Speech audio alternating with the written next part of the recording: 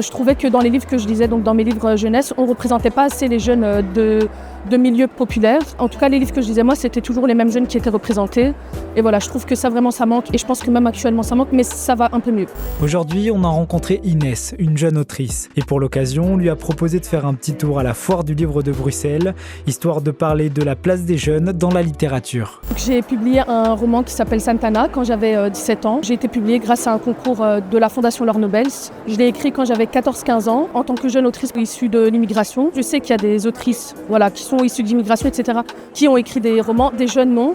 En général, c'est sur Wattpad. C'est pas publié par des éditeurs, en gros. Et je trouve ça triste. Enfin, je trouve que c'est dommage, quoi. Il faudrait essayer de laisser la chance aux jeunes. Quand j'étais jeune, quand j'avais 12, 13, 14 ans, j'aurais énormément aimé lire un livre qui parle de jeunes qui ont des parents issus d'immigration, des jeunes de quartiers populaires, etc. Parce qu'on s'identifie directement et on préfère lire. Les profs de français devraient proposer des livres qui intéresseraient les jeunes. C'est tout le temps les mêmes qui reviennent. J'étais en première secondaire il y a 9 ans. Je donne des cours particuliers et j'ai un élève qui est en première secondaire. Il lit les mêmes livres que je lisais en première secondaire. Il y a des livres beaucoup plus modernes, beaucoup plus intéressants, des livres qui toucheraient beaucoup plus les jeunes.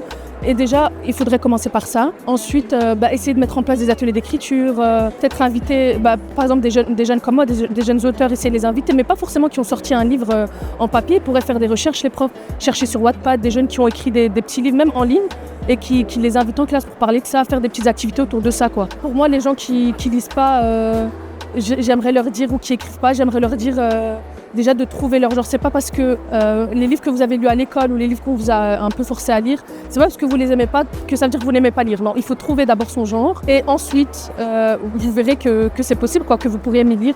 Et concernant l'écriture, ça fait du bien de se libérer. Honnêtement, ça fait vraiment du bien. C'est pas la même chose que de parler. Voilà, on met des mots sur papier. C'est pour nous, c'est intime. Quand on est triste, quand on a besoin de dire quelque chose, on écrit une histoire et ça va mieux en général.